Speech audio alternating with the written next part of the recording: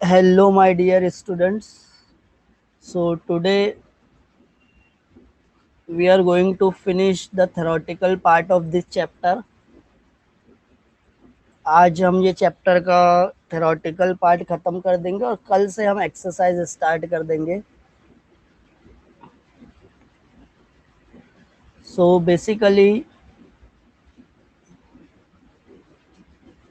जो students new हैं उनको मैं मेरा इंट्रोडक्शन दे देता हूँ. माय नेम इज़ मोमिन अब्दुल्ला.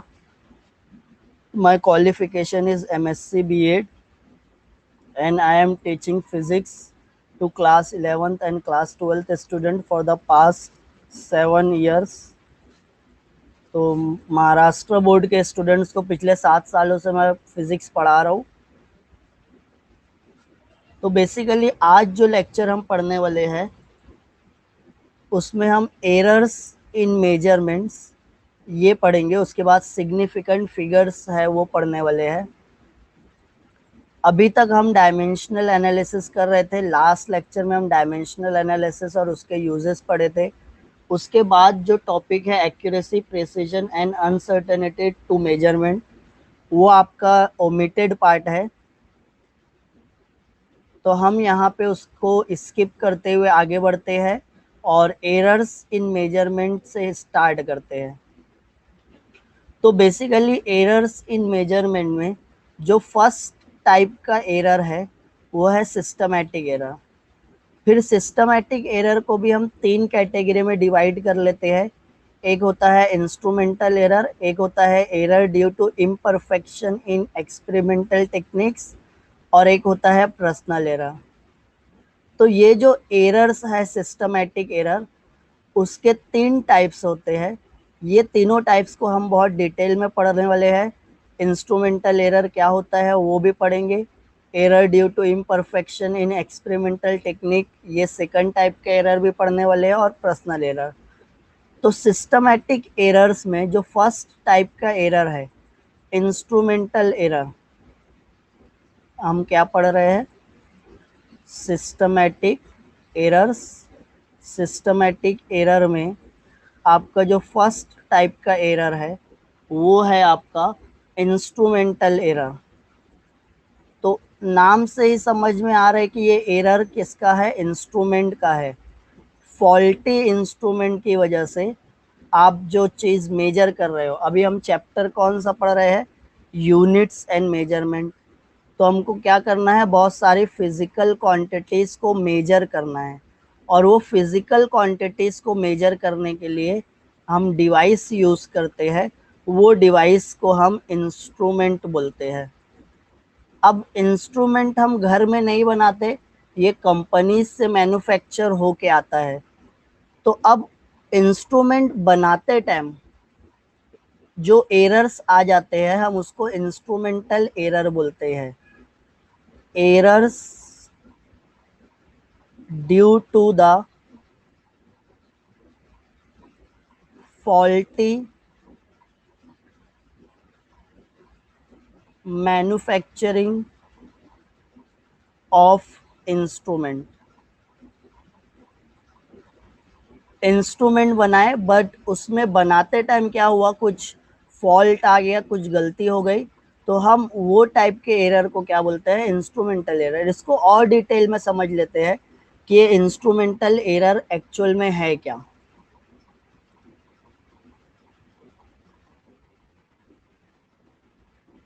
1 मिनट. हाँ, तो एरर्स हम क्या पढ़ रहे थे? सिस्टमैटिक एरर में फर्स्ट टाइप का जो एरर है वो है इंस्ट्रूमेंटल एरर. सिस्टमैटिक एरर में ही हमारे जो फर्स्ट टाइप का एरर है वो है इंस्ट्रूमेंटल एरर. और इंस्ट्रूमेंटल एरर कैसे होता है? जब इंस्ट्रूमेंट बनाते टाइम कुछ गलती हो जाती है तो हम उसको क्या बोलते हैं? Instrumental error. फॉर एग्जाम्पल, अगर आप एक थर्मामीटर लेते हो मार्केट से, हम क्या ले लिए? एक थर्मामीटर. ये जो आपका है इंस्ट्रूमेंट, ये क्या है?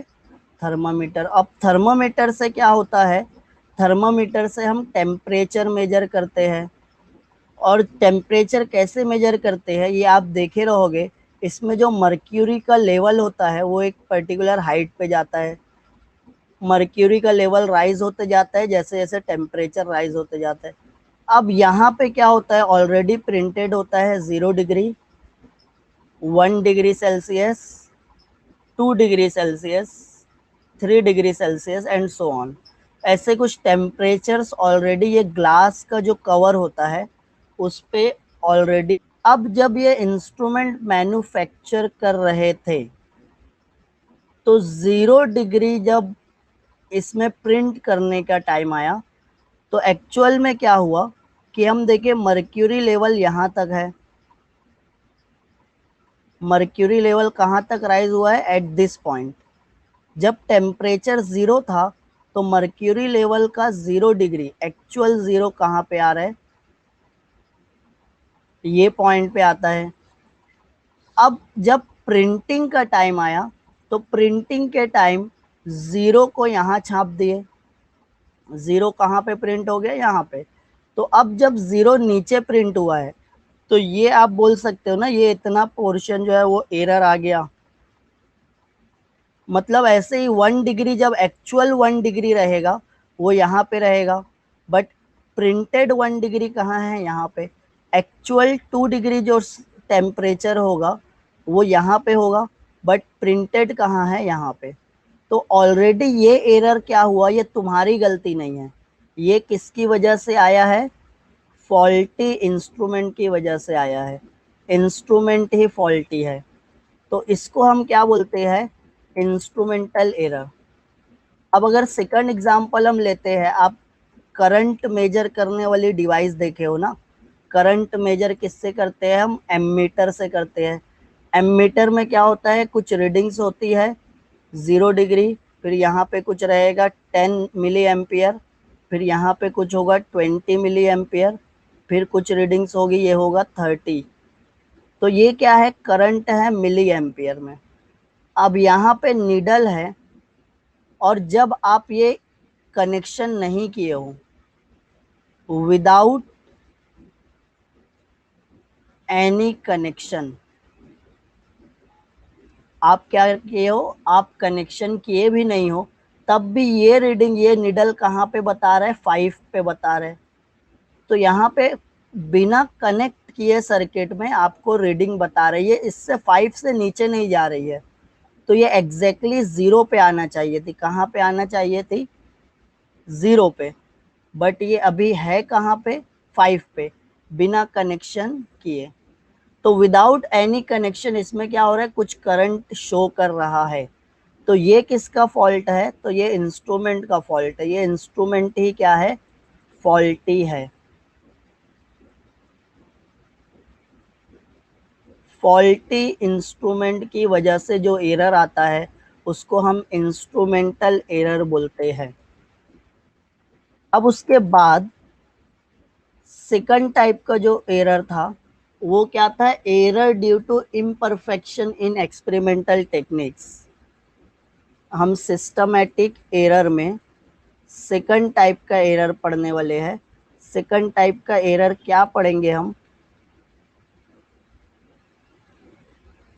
Error due to imperfection in experimental technique।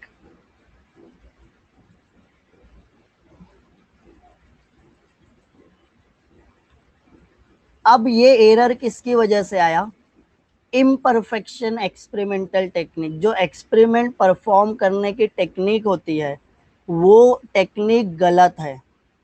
तो इसलिए आप ये एरर को क्या बोलोगे, instrumental error, sorry, error due to imperfection.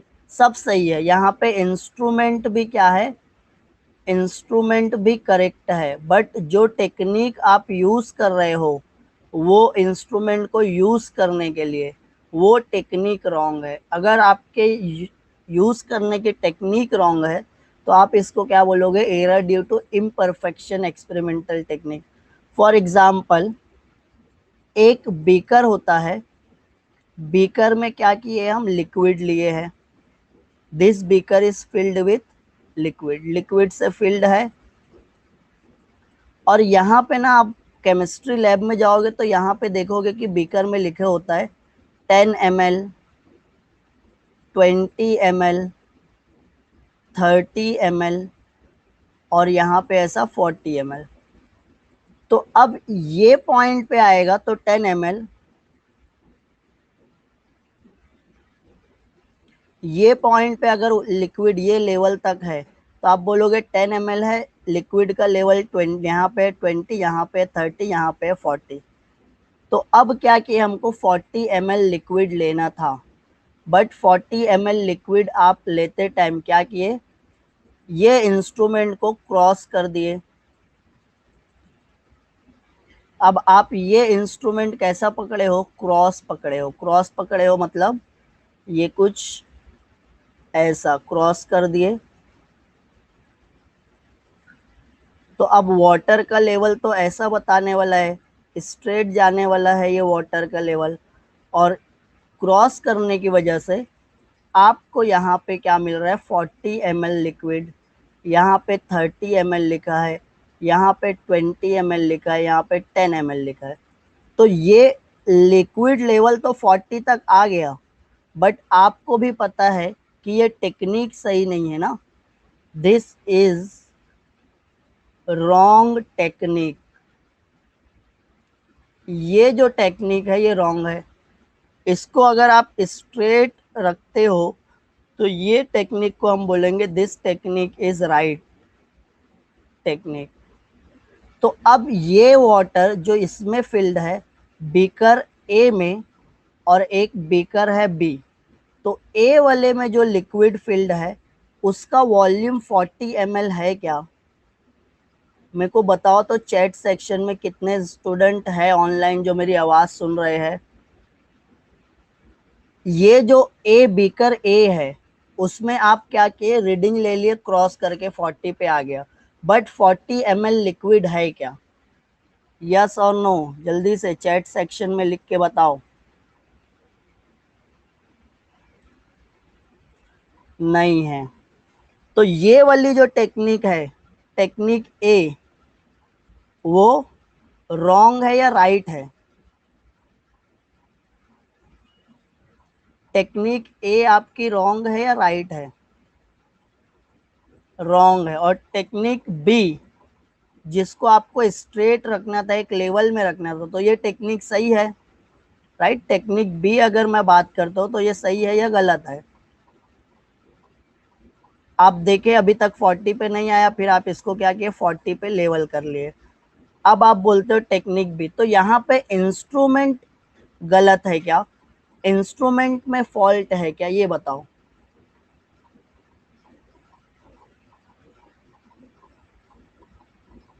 Instrument में फॉल्ट है यहाँ पे,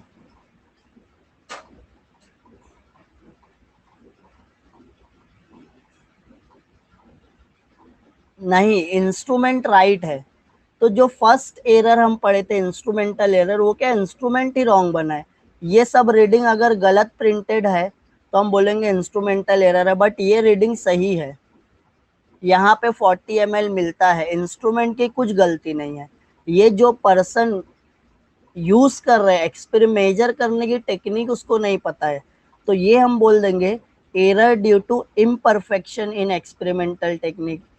ये किसकी वजह से एरर आ गया, इम्परफेक्शन इन एक्सपेरिमेंटल टेक्निक।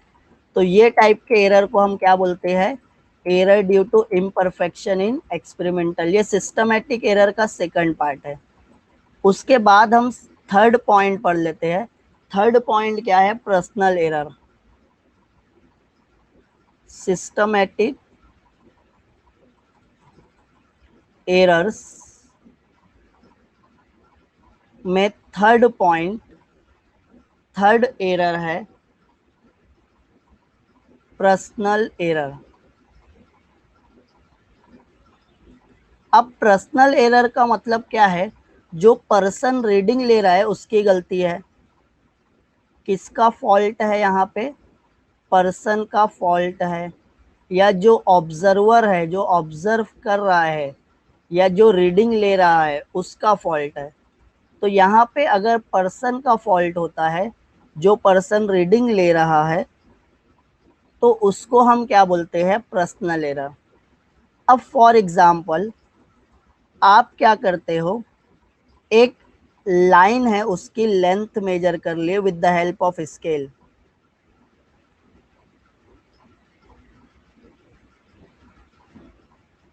ये एक लाइन थी, ब्लैक लाइन, उसको क्या करना है आपको?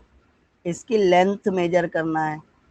तो जब इसकी लेंथ मेजर करना है तो ये स्केल का पॉइंट बता रहे 0 सेंटीमीटर, ये बता रहे 1 सेंटीमीटर, ये बता रहे 2 सेंटीमीटर, ये 3, ऐसे आपकी स्केल होती है। बीच में और सारे बहुत सारे डिविजन्स मिलेंगे, बट यहाँ पे कुछ ऐसे स्केल है ना, स्केल सब देखे हो, 5, यहाँ पे 6, यहाँ पे 7, यहाँ पे 8, यहाँ पे 9, और यहाँ पे हम ले लेते हैं 10। तो ये जो स्केल है आपकी रेड वाली, ये कितनी लेंथ तक मेजर करेगी? 10 सेंटीमीटर तक।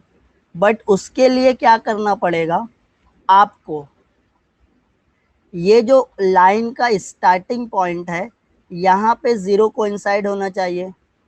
बट अगर वो पहले कुछ लाइन छोड़ के 0 कोइंसाइड करा रहे, अब वो क्या कर रहा है?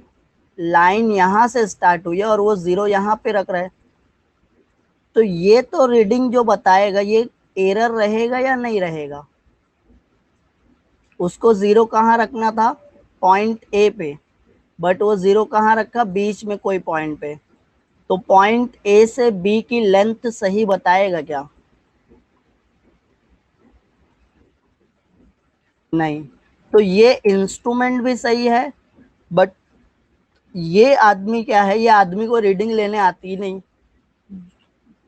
तो यहाँ पे अगर पर्सन की गलती है, उसको रीडिंग लेने नहीं आ रही है, उसके केयरलेसनेस की वजह से। केयरलेसनेस मतलब लापरवाही बोलते हैं। तो वो केयर नहीं कर रहे, वो कहीं भी स्केल रख के मेजर कर रहे हैं। उसको ये देखना है कि ये जो 0 स्केल का है वो प्रॉपरली पॉइंट ए पे ग्रेजुएटेड है क्या, एकदम एग्जैक्टली पॉइंट ए पे ग्रेजुएट होगा। उसके बाद वो देखेगा, अगर हाँ 8 सेंटीमीटर बताया तो वो लिखेगा, तो वो करेक्ट रहेगा। बट अगर ये केस है तो यहाँ पे रीडिंग क्या आने वाली है? गलत। तो जो पर्सन रीडिंग ले रहा है उसकी टेक्निक भी सही है, मतलब वो उसको ऐसे ही रखना है, बट वो 0 एग्जैक्टली ग्रेजुएटेड नहीं है वहाँ पे। तो अगर एग्जैक्टली 0 ग्रेजुएटेड नहीं है तो ये टाइप के एरर को हम क्या बोलते हैं? पर्सनल एरर बोलते हैं। ये पर्सन की गलती है, इंस्ट्रूमेंट की भी गलती नहीं है, टेक्निक भी सही है, बट ये क्या है? पर्सन की गलती है, तो इसको पर्सनल एरर बोलेंगे। Got it? यहाँ तक सबको समझ में आया क्या?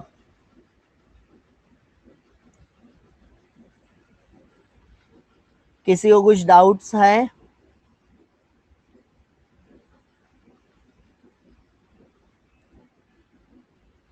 नहीं।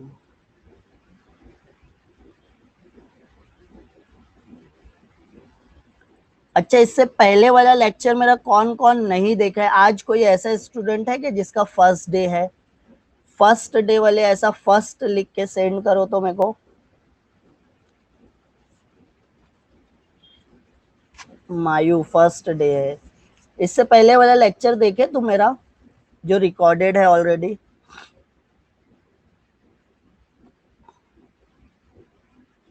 ओके, ठीक है ठीक है।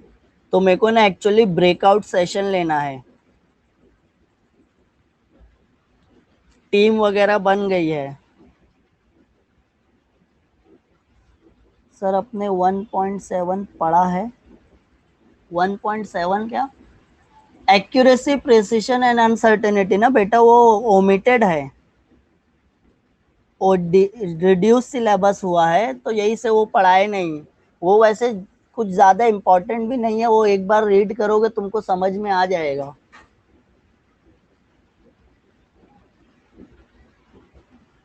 डायमेंशन एंड डायमेंशनल एनालिसिस किसको किसको आता है अच्छे से? Dimension and dimensional analysis Shiva को आता है, वेरी गुड। और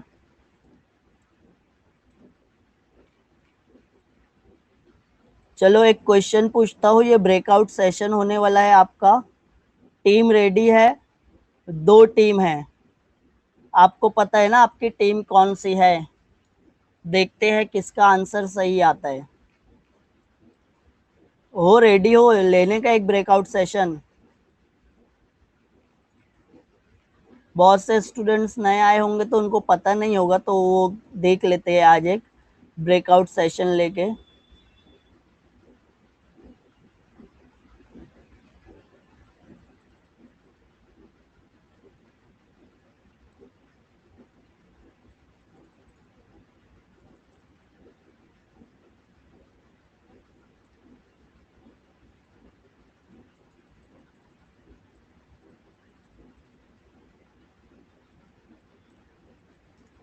यहाँ पे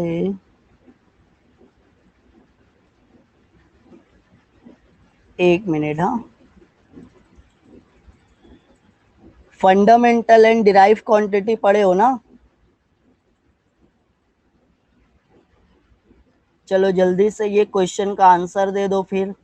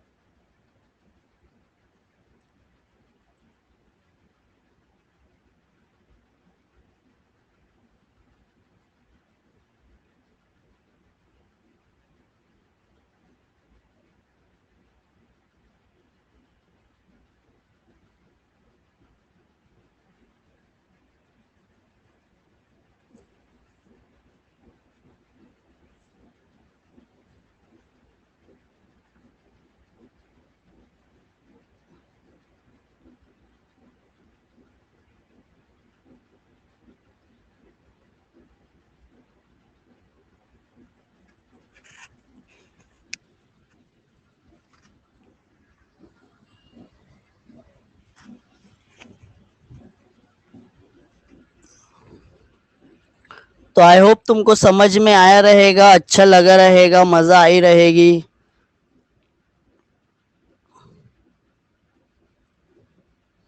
क्वेश्चन में कुछ डाउट है क्या?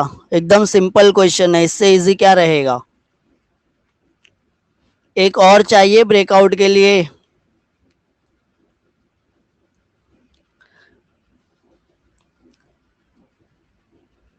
वन मोर ऐसा लिख के बोलो तो। कितने लोग को और चाहिए वन मोर?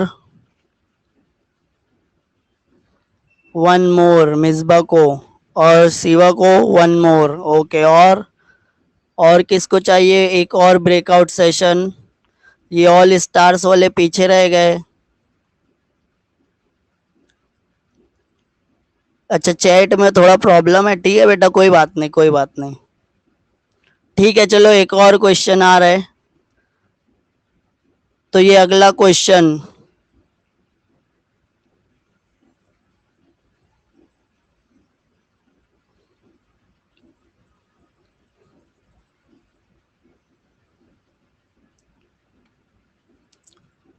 ये रहा आपके कंप्यूटर स्क्रीन पे या मोबाइल के स्क्रीन पे।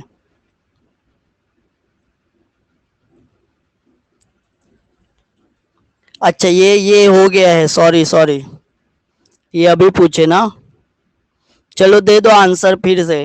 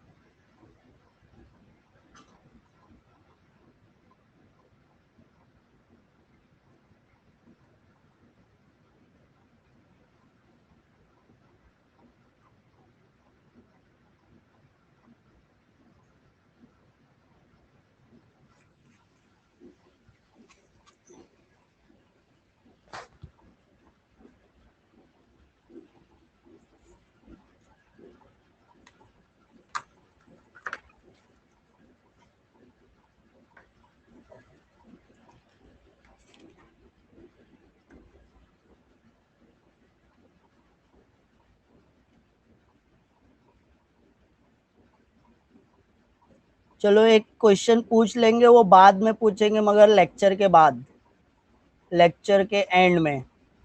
अभी हम अपना ये सेम सेम क्वेश्चन हो गया। अभी इसके बाद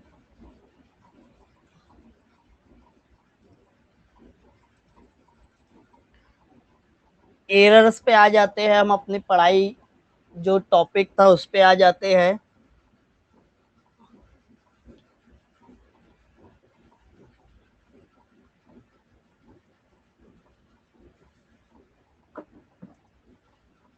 तो क्या पढ़ रहे थे हम? एरर्स। तीन सिस्टमैटिक एरर में तीन टाइप के एरर पढ़े थे, है ना। एरर्स इन मेजरमेंट हम क्या पढ़ रहे हैं?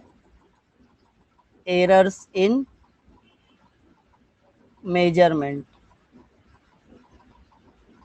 फर्स्ट टाइप का एरर होता है सिस्टमैटिक एरर। सिस्टमैटिक एरर को तीन पार्ट में डिवाइड किए हैं। एक हो जाता है इंस्ट्रूमेंटल एरर। इंस्ट्रूमेंटल एरर क्या होता है ये पढ़ लिए हम। उसके बाद सेकंड टाइप में हम क्या पढ़े थे? एरर्स ड्यू टू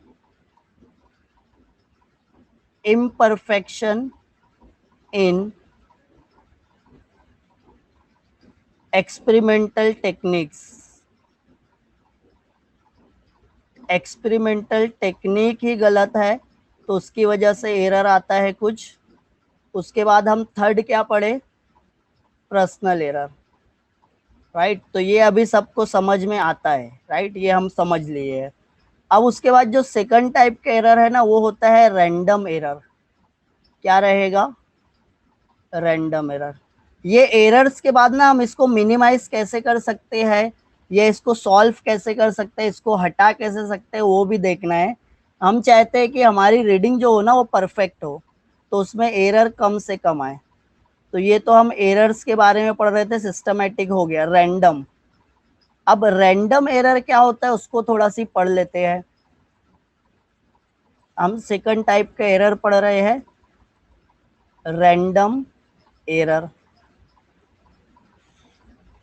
तो रैंडम एरर बेसिकली क्या होता है? Due to fluctuation in current और वोल्टेज,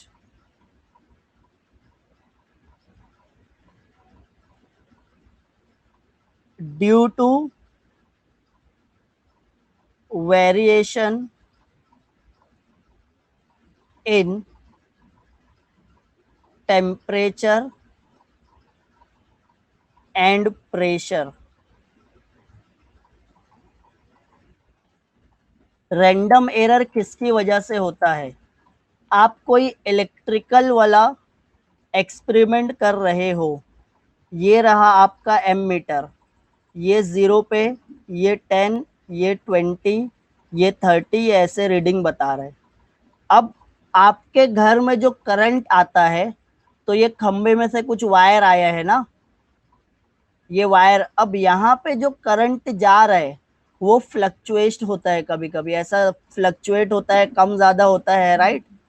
तो वो फ्लक्चुएशन की वजह से ये जो नीडल है ना, ये भी क्या होगी? फ्लक्चुएट होगी। अब ये नीडल 30 से कहाँ तक जा रही है? 40 पे भी जा रही है, रिटर्न 20 पे भी जा रही है, ये ऐसे फ्लक्चुएट हो रही है। नीडल क्या हो रही है? फ्लक्चुएट हो रही है। 30 से 20 पे भी आ रही है, 40 पे भी जा रही है, और ये फ्लक्चुएशन रैपिड फ्लक्चुएशन होता है। तो आप रीडिंग लिखोगे क्या? तो यहाँ पे फ्लक्चुएशन की वजह से आपकी जो रीडिंग रहेगी उसमें क्या आने वाला है? एरर आने वाला है। हो सकता है आप 30 लिखे, बट वो 30 पे तो रुकी नहीं थी निडल, वो फ्लक्चुएट हो रही थी, आप लिख दिए 30। तो फ्लक्चुएशन की वजह से जो एरर आता है हम उसको बोलते हैं रैंडम एरर। फिर कोई एक्सपेरिमेंट हम कर रहे हैं जिसमें हमको टेम्परेचर और प्रेशर कांस्टेंट रखना होता है ना। रात में टेम्परेचर कम हो जाता है, ऐसा सुने हो क्या? ऐसा फील होता है नाइट टाइम में टेम्परेचर कम हो जाता है, डे टाइम में अभी दोपहर का टाइम है टेम्परेचर ज़्यादा है, तो ये टेम्परेचर में वेरिएशन हो रहा है। 25 से 26 होगा, 26 से 27 होगा, रात में फिर ये वापस 22 पे आने वाला है। तो ये वेरिएशन ऑफ टेम्परेचर की वजह से भी जो कुछ एक्सपेरिमेंट होते हैं जहाँ पे हमको टेम्परेचर क्या रखना होता है, कांस्टेंट रखना होता है, वो कांस्टेंट नहीं रख पाते। आप सुबह कर रहे हो अलग रीडिंग बता रहे, आप शाम में कर रहे हो रीडिंग अलग बता रहे, तो रिजल्ट अलग अलग आ रहे। तो ये किसकी वजह से हुआ, वेरिएशन इन टेम्परेचर। ऐसे ही प्रेशर वेरी होगा तो आपका रिजल्ट क्या होने वाला है, चेंज होगा, और हम बोलेंगे रिजल्ट में क्या आ जाएगा, एरर। तो ये एरर किसकी वजह से आता है, वेरिएशन इन टेम्परेचर और प्रेशर। तो इसको हम क्या बोलते हैं, रैंडम एरर। ये हमारे कंट्रोल में नहीं है।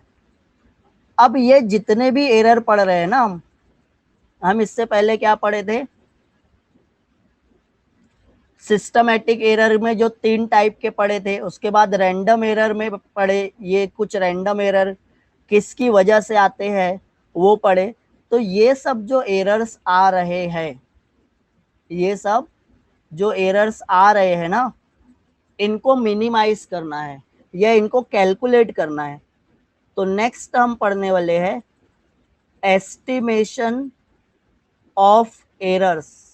ये एरर्स को एस्टिमेट कैसे करना है, ये एरर को कैलकुलेट कैसे करना है। तो अगर हमको एरर पता रहेगा तो हम उसको क्या कर सकते हैं, रिमूव कर सकते हैं। और हम एरर रिमूव कर देंगे तो हमारी रीडिंग क्या हो जाएगी, परफेक्ट हो जाएगी। तो यही से हम चाहते हैं हमारा रिजल्ट जो रहे परफेक्ट आए। तो रिजल्ट को परफेक्ट करना है तो आपको एरर कैलकुलेट करने आना चाहिए। ये एग्जैक्टली इतना ही एरर रहेगा ये हम बोल नहीं सकते, ये एक एस्टिमेशन हम लगाते हैं। एस्टिमेशन लगाते हैं मतलब एक तुक्का लगाते हैं, एक अंदाजा लगाते हैं कि ये इतना एरर हो सकता है। फिर हम उसको क्या करेंगे, रिमूव कर देंगे। रिमूव करने की वजह से हमारा रिजल्ट क्या हो जाएगा, परफेक्ट। तो यहाँ पे कुछ मेथड्स है और कुछ फॉर्मूलेज है जिससे हम क्या करते हैं, एरर्स को रिमूव करते हैं या एरर को एस्टिमेट करते हैं। सपोज आपको क्या करना है, कोई मेजरमेंट करना है, या ये एक स्फेरिकल बॉडी है, स्फेरिकल बॉडी है, इसका डायमीटर आपको कैलकुलेट करना है। ये एक स्फेरिकल बॉडी है, इसका डायमीटर क्या करना है, हमको कैलकुलेट करना है। ये वाला हटा देते हैं।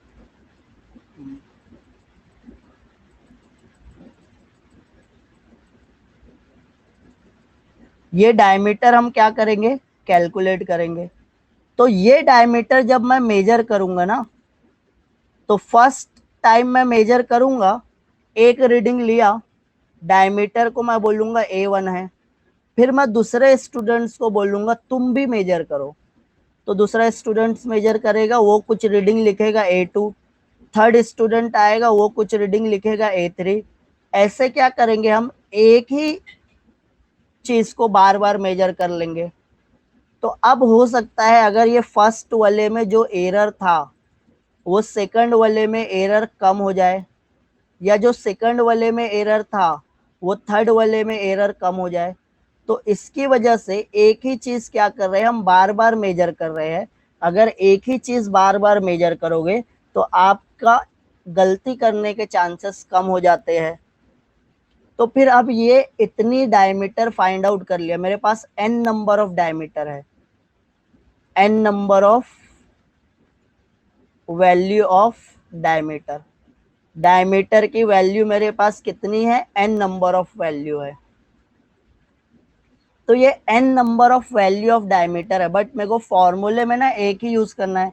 अब मेरे को फाइंड आउट करना है इसका वॉल्यूम। वॉल्यूम ऑफ स्फीयर होता है 4/3 पाई आर क्यूब।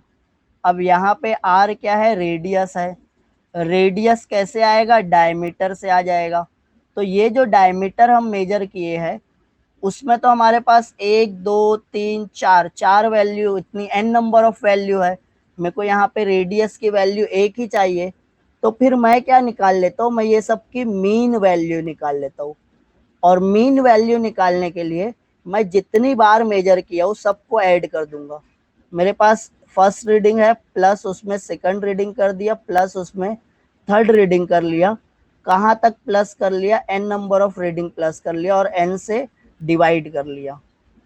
तो ये क्या कर रहे हैं, इसकी वजह से एरर मिनिमाइज हो जाएगा और अब हमको एक रीडिंग एक ही मिल जाएगी।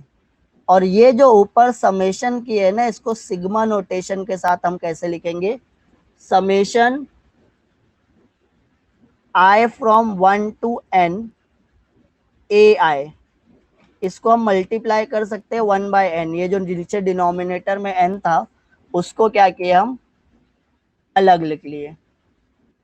तो ये मीन वैल्यू हो जाता है। ऐसे ही उसके बाद हमको एब्सोल्यूट एरर निकालना है। एब्सोल्यूट एरर के लिए क्या करेंगे, पहले तो हमारे पास फर्स्ट रीडिंग थी A1, सेकंड रीडिंग थी A2, थर्ड रीडिंग थी A3, फोर्थ, और ऐसे कहां तक थी रीडिंग, AN तक थी। कुछ डाउट है फरीदा को, ये IPL कौन है, ये कुछ डाउट है तो पूछो, IPL प्रेमी। समझ में आ रहा है तुम लोग को क्या बोल रहा हूं मैं, अभी तक जो भी पढ़ाया वो क्लियर है क्या, मीन वैल्यू समझा क्या कैसे करना है।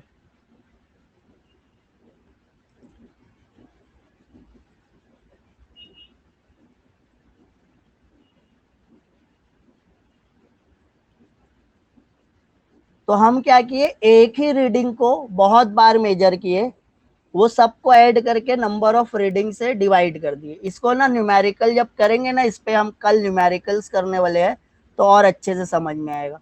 अब मेरे को एब्सोल्यूट एरर निकालना है, तो मेरे पास रीडिंग कितनी है, एक दो ऐसे एन नंबर है, और मेरे पास एक मीन वैल्यू भी है।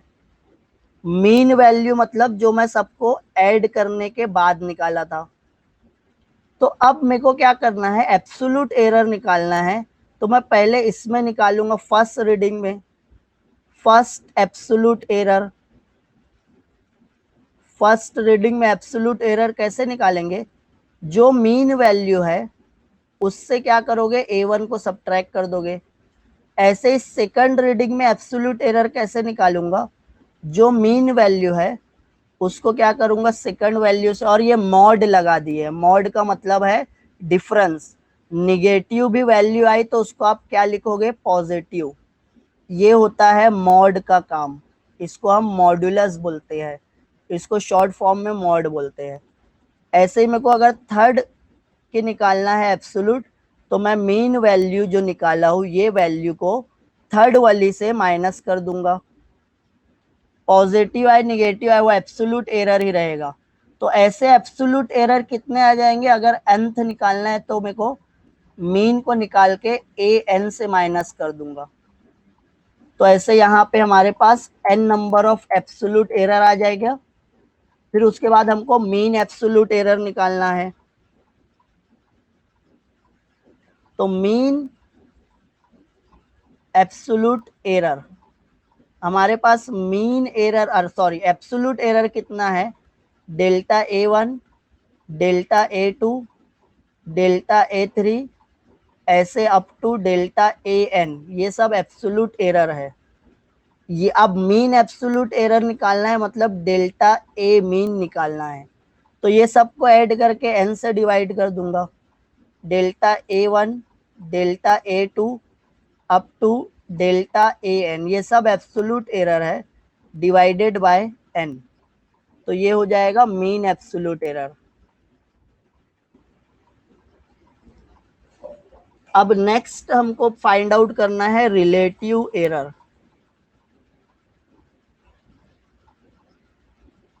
तो रिलेटिव एरर कैसे फाइंड आउट करेंगे, मीन एब्सोल्यूट एरर जो आप फाइंड आउट किए हो ना, रिलेटिव एरर का फॉर्मूला क्या है, तो रिलेटिव एरर अगर कैलकुलेट करना है तो रिलेटिव एरर का फॉर्मूला होता है mean absolute error, mean absolute error मतलब delta a mean divided by mean value मतलब a mean, delta a mean divided by a mean that is your relative error. ये आपका क्या हो जाएगा, रिलेटिव एरर का फॉर्मूला हो जाएगा। इस पे एक न्यूमेरिकल करेंगे हम, तुम्हारी एक्सरसाइज का है, जब तुमको और अच्छे से समझ में आएगा। अभी फॉर्मूला समझ के रखो। नेक्स्ट हमको करना है परसेंटेज एरर। तो परसेंटेज एरर कैलकुलेट करने के लिए हम क्या लिखते हैं फॉर्मूला, रिलेटिव एरर को 100 से मल्टीप्लाई कर देना है। तो परसेंटेज एरर को अब मैं परसेंटेज साइन से लिख रहा हूं, रिलेटिव एरर मल्टीप्लाई बाय 100। और रिलेटिव एरर कैसा आ गया था, मीन एब्सोल्यूट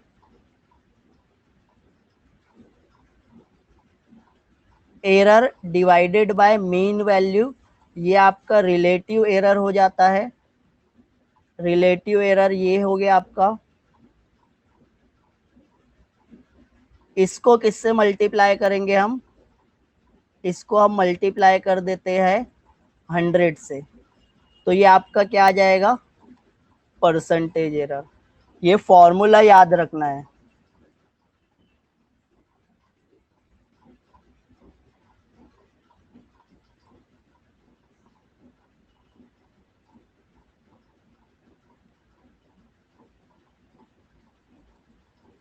समझा, ये फॉर्मूला याद रखना है। फॉर्मूले के बेसिस पे हम एक्सरसाइज में से कुछ क्वेश्चन सॉल्व करेंगे, बट कल।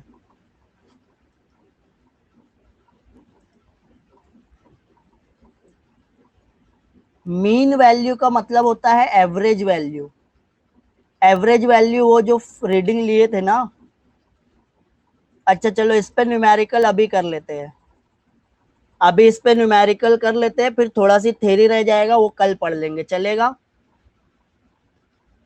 न्यूमेरिकल करना है क्या इस पे, बोलो जल्दी। फिर थोड़ा सी थ्योरी और बाकी के न्यूमेरिकल्स कल करेंगे। चलो मैं बता देता हूँ न्यूमेरिकल कौन सा कर रहे हैं। आपकी एक्सरसाइज है, आपकी टेक्स्ट बुक है। टेक्स्ट बुक में आप पेज नंबर 14 पे देखो, आपको एक न्यूमेरिकल मिलेगा। क्वेश्चन नंबर 3 है। क्या है, क्वेश्चन नंबर 3। क्वेश्चन नंबर 3 में क्या लिखा होगा, सॉल्व द फॉलोइंग न्यूमेरिकल्स और सॉल्व द न्यूमेरिकल्स एग्जाम्पल। मिला क्या, पेज नंबर 14 टेक्स्ट बुक में। Text book page number 14 open करो। पेज नंबर 14 में question number 3 solve numerical examples, उसमें 6th वाला न्यूमेरिकल दिया है।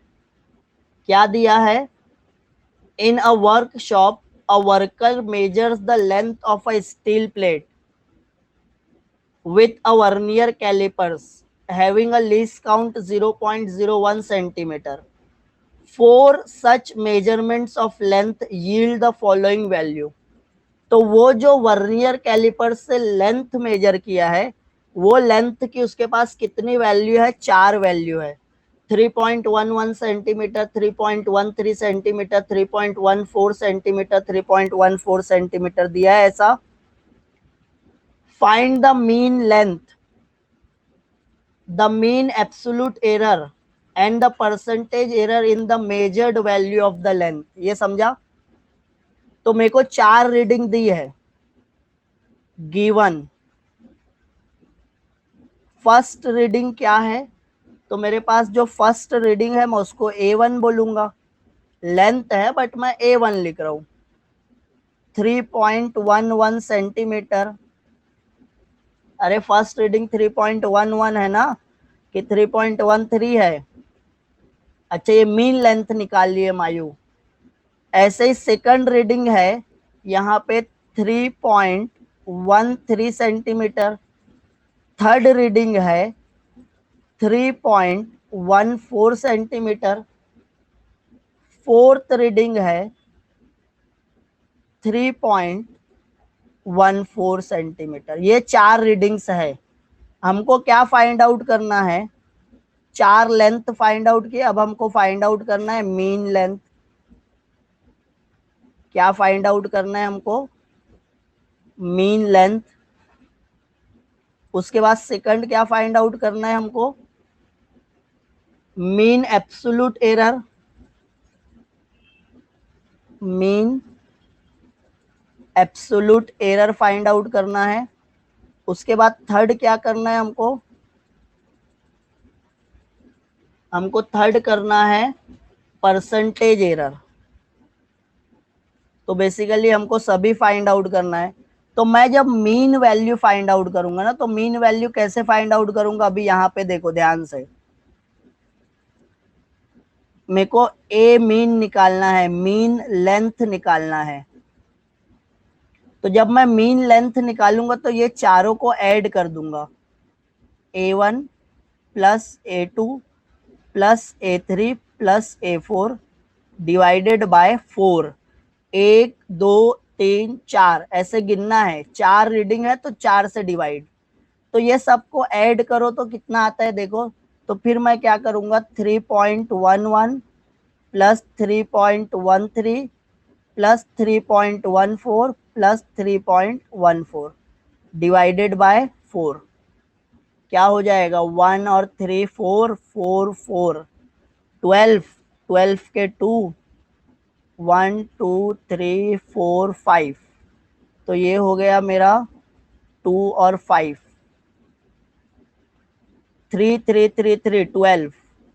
तो मेरे पास आंसर आ रहा है 12.52।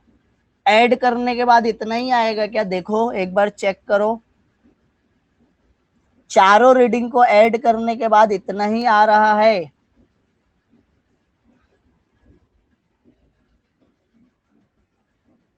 यस। अब उसको 4 से डिवाइड भी करना है। तो जब मैं 4 से डिवाइड करता हूँ, 4 1 जा 4, 4 3 जा 12, फिर 4 1 जा 4, 1 कैरी, 4 3 जा 12। तो हमारी जो मीन वैल्यू आ गई वो आ गई 3.13 सेंटीमीटर। ये समझ में आया सबको? मीन वैल्यू ऐसे निकालते हैं। अब उसके बाद देखो, मेरे को ना एब्सोल्यूट एरर निकालना है। क्या निकालना है? Mean absolute error. तो मीन एब्सोल्यूट एरर कैसे निकालते हैं? ये जो फर्स्ट रीडिंग है माइनस दिस, 3.11 को 3.13 से माइनस कर दो। निगेटिव में भी आंसर आएगा तो पॉजिटिव में लिखना है। तो A1 क्या है? ये रीडिंग याद रहेगी ना, लिख रहे हो ना आप, लिखते चलो अपनी बुक में। तो मैं जब एब्सोल्यूट एरर निकालता हूं ना, तो एब्सोल्यूट एरर का फॉर्मूला क्या था? फर्स्ट एब्सोल्यूट एरर मतलब जो मीन वैल्यू है minus first reading. Mean value क्या आई मेरी? 3.13 माइनस फर्स्ट वैल्यू क्या थी? 3.11। जब मैं ये दोनों को माइनस करूंगा तो मेरे पास आंसर आएगा 0.02। ये समझा? ये दोनों का सब्ट्रैक्शन 0.02 आता है। ये हो गई फर्स्ट एब्सोल्यूट एरर। हमको मीन निकालना है। हमारे पास ऐसे 4 एब्सोल्यूट एरर मिलने वाले हैं। सेकंड एब्सोल्यूट एरर में क्या करूंगा, मीन वैल्यू को सेकंड से माइनस कर दूंगा। मीन वैल्यू तो वही है 3.13। सेकंड वाली रीडिंग क्या थी हमारे पास? A2 क्या था? A2 क्या था? जल्दी बोलो, लिखे हो ना?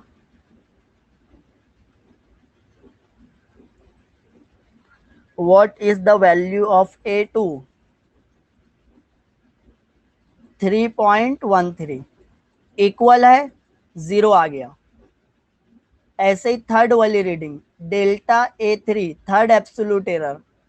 तो A mean minus A3 A mean तो 3.13 रहेगा और A3 क्या है 3.14, तो मेरे पास ये माइनस करने पे 0.01 आ जाता है।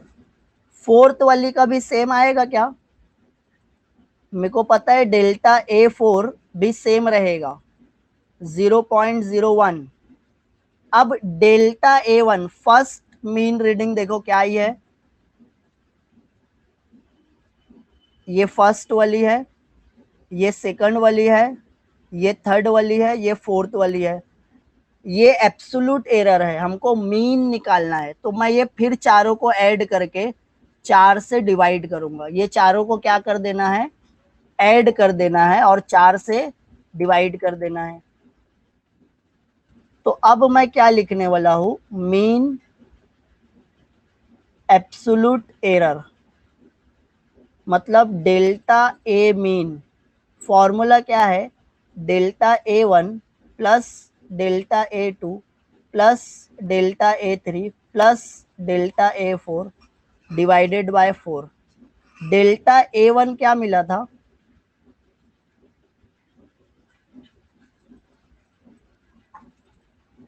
डेल्टा A1 हमको मिल रहा था, क्या मिल रहा था 0.02। Very good. तो डेल्टा A1 की जगह डेल्टा A1 की वैल्यू लिख दो।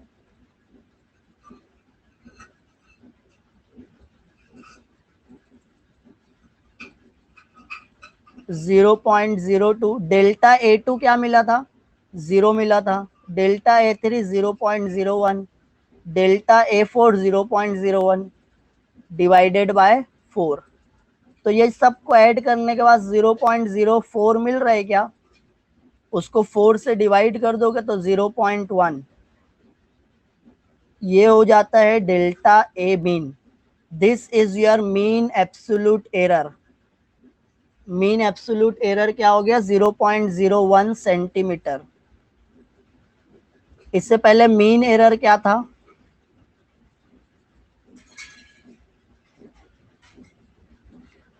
तो ये समझ में आया, समझा, यस या नो?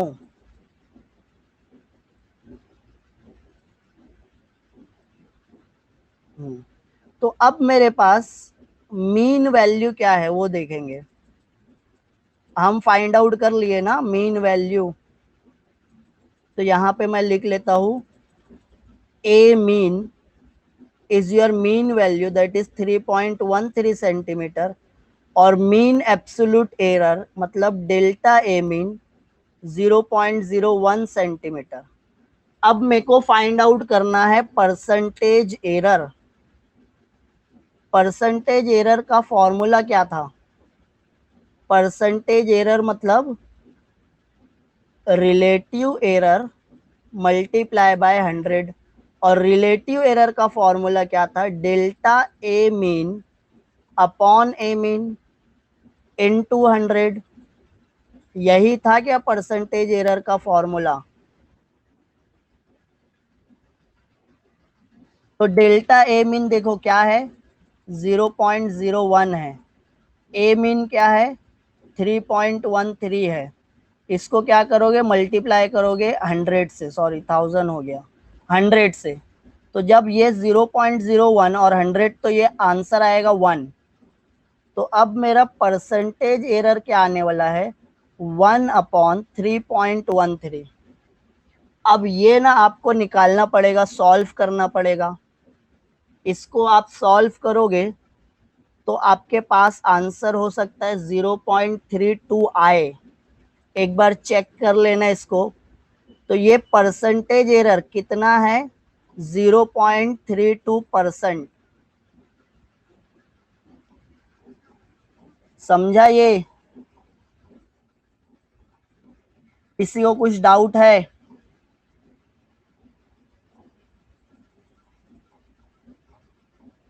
कुछ डाउट, कुछ पूछना है?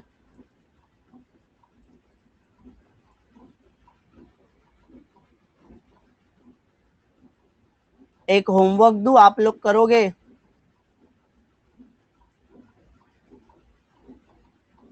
असाइनमेंट।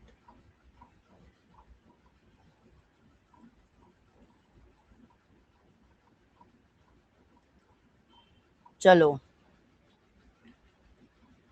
तुम्हारा क्या है ये होमवर्क, यही न्यूमेरिकल है सेम। टेक्स्ट बुक में पेज नंबर कौन सा 15, पेज नंबर 15 में क्वेश्चन नंबर जो 3 था ना, उसका हम 6th किए थे, आपको 8th करना है। क्वेश्चन नंबर 3 का 8 दिखा क्या? In Ohm's experiment, the values of the unknown resistances were found to be 6.12, 6.09। कितनी रीडिंग दी है? 4 रीडिंग दी है क्या? तो वो A1 से A4 तक रीडिंग दिया है, जो भी वैल्यू है। तो आप ऐसा लिख लोगे A1 is equal to 6.12, A2 is equal to 6.09, A3 is equal to 6.22 ohm, A4 is equal to 6.15 ohm. आप ऐसा लिखते चलोगे, राइट। उसके बाद क्या फाइंड आउट करना है? We are suppose to find out, given है ये mean calculate the mean absolute error. अब जब वो मीन एब्सोल्यूट एरर कैलकुलेट करने बोला है, तो उससे पहले आपको मीन वैल्यू निकालना पड़ेगी। तो आप मीन वैल्यू मतलब ए मीन कैलकुलेट करोगे, फिर delta A1, delta A2, delta A3 सब कैलकुलेट करोगे। रिलेटिव एरर भी कैलकुलेट करने बोला है। सेकंड है रिलेटिव एरर कैलकुलेट करने बोला है। थर्ड है परसेंटेज एरर कैलकुलेट करने बोला है। समझ में आ रहा है? क्वेश्चन समझ में आया क्या? क्वेश्चन में किसी को कुछ डाउट है? ये हो जाएगा। देखो लेक्चर ऑलमोस्ट खत्म हो गया है। क्लास से जैसे ही निकलोगे 10 मिनट लगेगा तुमको ये सॉल्व करने। 10 मिनट में सॉल्व कर लो और ग्रुप पे पोस्ट कर दो आज का होमवर्क। समझ में आ रहा है?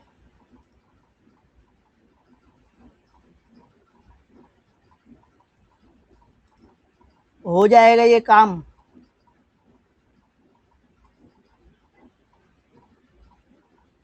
होगा कि नहीं होगा, जल्दी से बोलो भैया।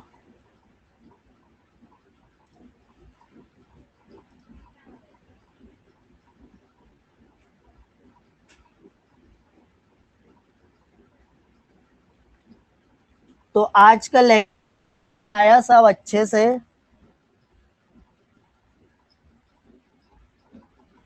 कुछ डाउट्स है, कुछ पूछना है, फीडबैक दो। हाँ, क्लास एग्जिट होते हैं तो फीडबैक पूछता है ना, तो उसमें फीडबैक देने का कि लेक्चर कैसा लगा, क्या चाहिए तुमको, कुछ improvement. Okay, understood? Any doubt? चलो फिर आज के लिए इतना ही, बाकी का कल करेंगे। हाँ, कल थोड़ा थ्योरी पार्ट रह गया है और न्यूमेरिकल कल भी ऐसे ही कर लेंगे। जो थ्योरी पढ़ेंगे उसके बेस पे न्यूमेरिकल कर लेंगे, और बाकी एक्सरसाइज के कुछ न्यूमेरिकल्स और कर लेंगे। चलो अभी के लिए फिलहाल इतना ही। Thank you very much, bye bye. और होमवर्क याद से करो। हाँ।